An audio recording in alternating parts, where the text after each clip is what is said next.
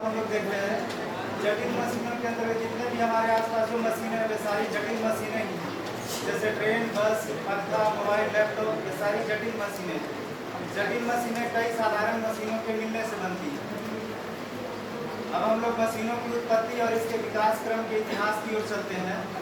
प्रारंभिक काल में देखें तो मशीनों की खोज उस समय बहुत ज़्यादा नहीं हुई थी।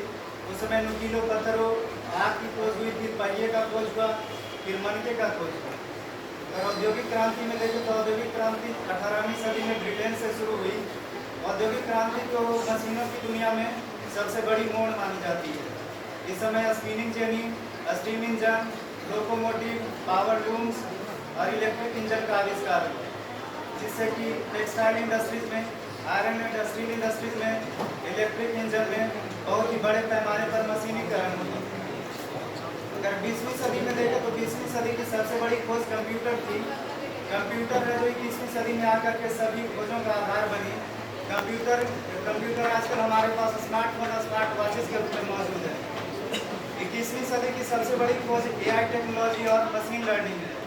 एआई टेक्नोलॉजी के तहत वैसी सारी मशीनें आती हैं जो कि इंसानों की तरह सोच सकती है, उसके तरह समझ सकती है और खुद से निर्णय लेने में सक्षम है। एआई टेक्नोलॉजी के कुछ उदाहरण देखें तो जैसे चैट जीपीटी से असाइनमेंट्स बनवाना, ड्राइवरलेस कार्स या फिर ऑटोमेटिक रोबोट्स, ड्रोन्स, ये सभी एआई के सबसे अच्छे उदाहरण हैं।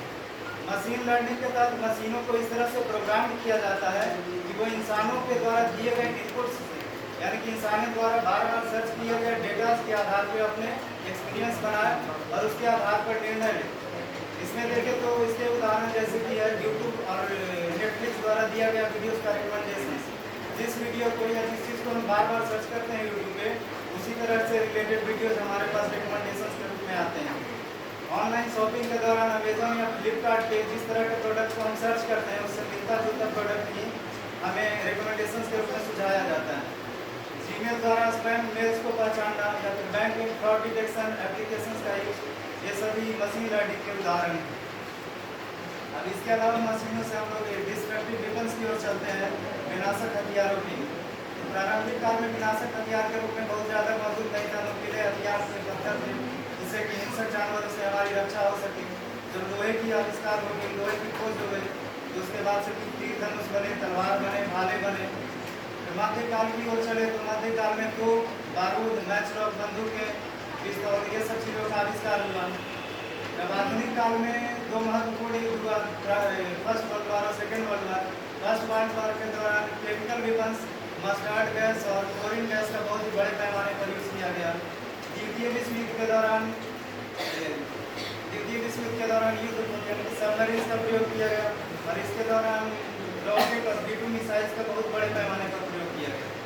इसी के दौरान सेकेंड वर्ल्ड वॉर के दौरान ही अमेरिका द्वारा 1945 में मैनहट्टन प्रोजेक्ट के तहत परमाणु बम का आविष्कार कर दिया गया, जिसका कि प्रयोग वो जापान के हिरोशिमा शहर पे करता है। 6 अगस्त 1945 को DD-1 नामक परमाणु बम गिराता है।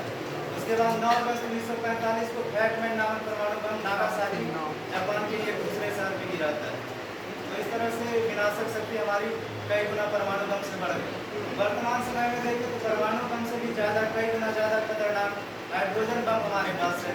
उसके अलावा इंटरकॉन्टिनेंटल बैलिस्टिक मिसाइल्स हैं, साइबर वारफेयर टेक्निक्स है, ड्रोन अटैक है।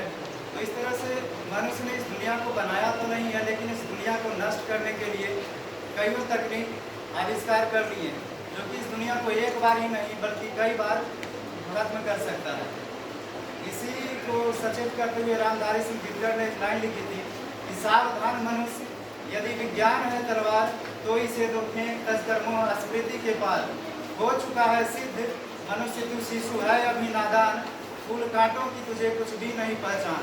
खेल सकता तू नहीं ले हाथ में तलवार, काट लेगा अंग तीखी है बड़ी ये जान। तो इस तरह से देखें तो मतलब विनाशक विज्ञान के बहुत सारे हम लोग हानिकारक चीज़ों भी विज्ञान से बना लिए हैं, जो कि इस पृथ्वी को पूरी मानव सभ्यता पर ही प्रश्न चिन्ह खड़ा करता है। और अगर विज्ञान की सकारात्मक प्रभाव के देखें तो आज इतनी बड़ी जनसंख्या का जो पालन पोषण हो पा रहा है, सभी को भरपेट भोजन मिल पा रहा है, ये हरित क्रांति की देन है कि सभी को भरपेट भोजन मिल पा रहा है।